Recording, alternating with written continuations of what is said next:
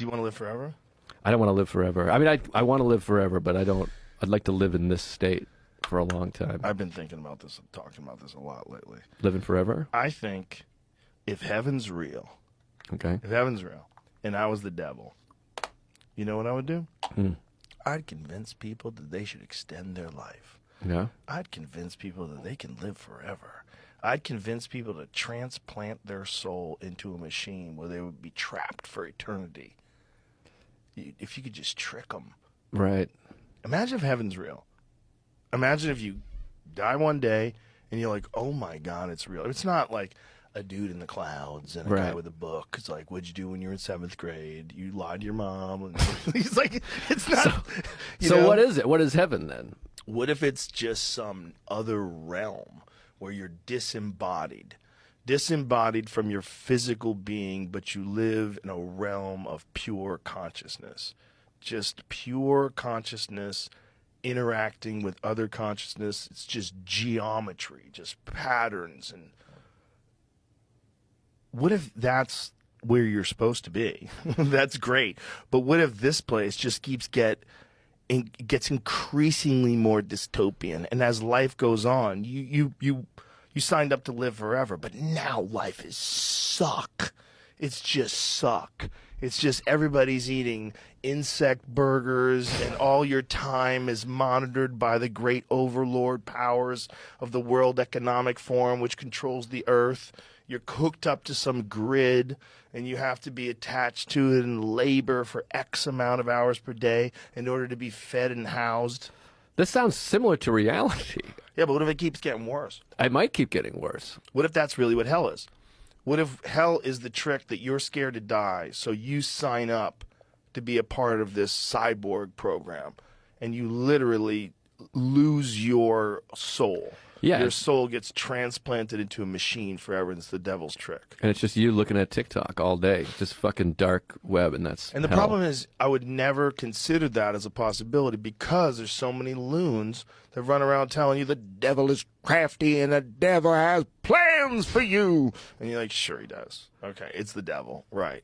But what if it is the devil? And what if one of the ways the devil gets you to think that the devil's stupid is as a bunch of stupid people believe in the devil? Now, is he a does he have horns in the tail and stuff? Like, a fiery guy? Because that's always amusing to me. I bet he can look at any way he wants. I mean, he's got the power to manipulate all of mankind. We're assuming that it's real. Right, he's like T-1000. Yeah. Or T-2000, whatever it was. No, much more complicated than that. It's literally like tempting you to do the wrong thing all the time. What if that's like a real thing, like a real force in the universe? And it's not just the problems with human biology and the desire to spread your DNA and tribal warfare and people stealing resources from other people so that their DNA would survive and the other ones wouldn't, which is what it's been for all of human history. All the warring and all the thievery and all the horrible shit that people have done to each other. It's all like a survival thing. It's like it's all programmed in like that. You're freaking me out, Joe. Yeah. You're losing me. I'm getting nervous. You should be. You should be a little nervous. Like, what if the trap, the big ultimate trap, is downloading your consciousness into something? Right. Like, what if the soul actually can be contained? Like, what if there's a way to actually put it into something? Like, we think of the soul as being, you know, like if you believe in it at all, you think your soul leaves your body when you die. But what if you can suck it out of your body before you die, lock it up in a Ken doll? I would love for someone to try to suck my soul out via the cock. But what you described as consciousness and just interact with other consciousness, that is reality, is it not? Or what if you can make duplicates of your consciousness? Mm-hmm. What kind of a hell would that be? What if you just couldn't help it, like one of them ladies that has big, giant, fake butts? What if you just kept making more and more duplicates? Like, what if Donald Trump got a hold of the duplicates of your consciousness machine, and they said, Donald, do you know how well you would dominate the world if there was 1 million of you, all working together in sync? This is, I mean, literally, and it's like the worst tremendous. Nightmare. 1 million. We can do 1 million. We could do 1 billion. There's so Someone many else of might me. say 1 million's enough. I would say it's not. There's 8 billion people. Why aren't there 8 billion Trumps? And so you have 8 billion of you. You just keep as much. If you have money, you just keep making duplicates of your consciousness and sending it out there. That'd be crazy.